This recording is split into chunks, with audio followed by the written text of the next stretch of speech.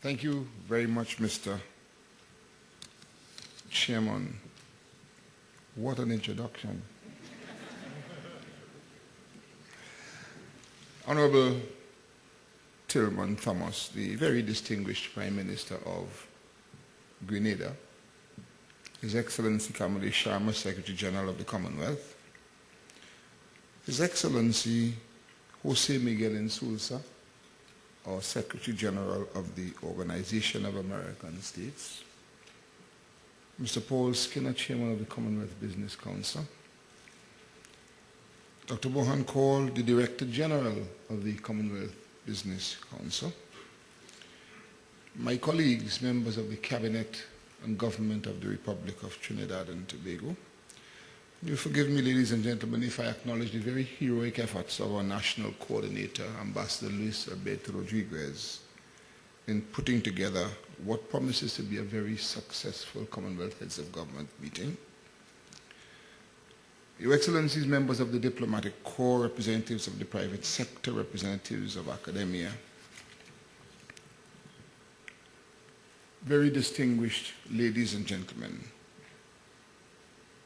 permit me to begin by saying how honored I am to be a part of this forum and to have this opportunity to address you.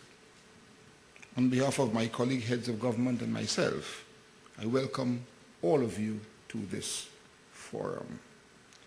On behalf of the government and people of the Republic of Trinidad and Tobago, I extend particular greetings to those of you who are visitors to our shores, and especially for the first time. This forum has always been a critical and important springboard for leveraging the development of business among our Commonwealth member countries. However, in the past, it has been significantly modified to enhance the prospects for greater levels of business development among member states.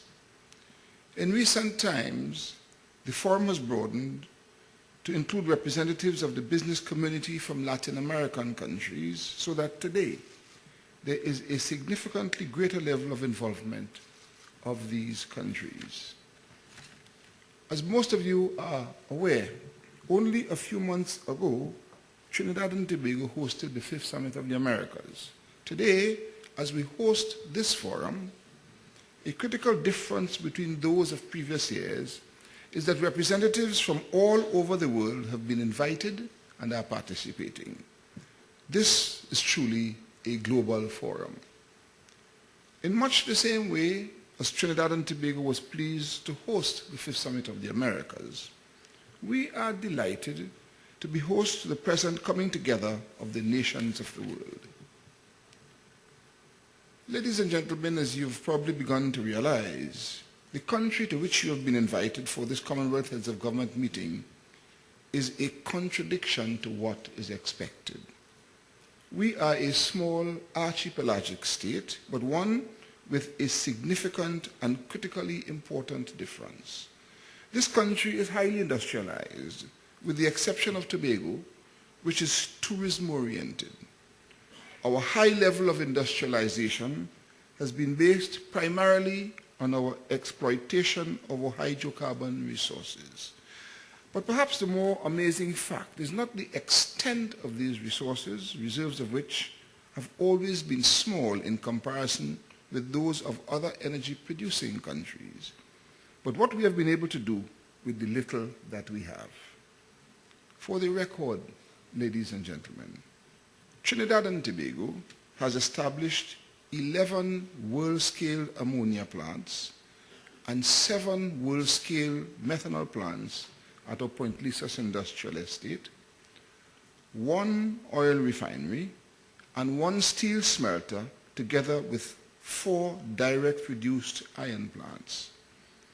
We are possessed of 4 power generation complexes in Trinidad and 1 in Tobago, fueled by natural gas, and a 5th with a capacity of 765 megawatts is currently under construction.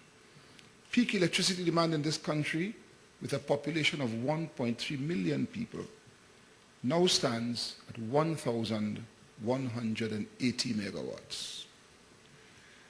And may I provide you, my dear friends, with some indication of what is on the drawing board. Firstly, we have commenced the construction of an aluminium smelter.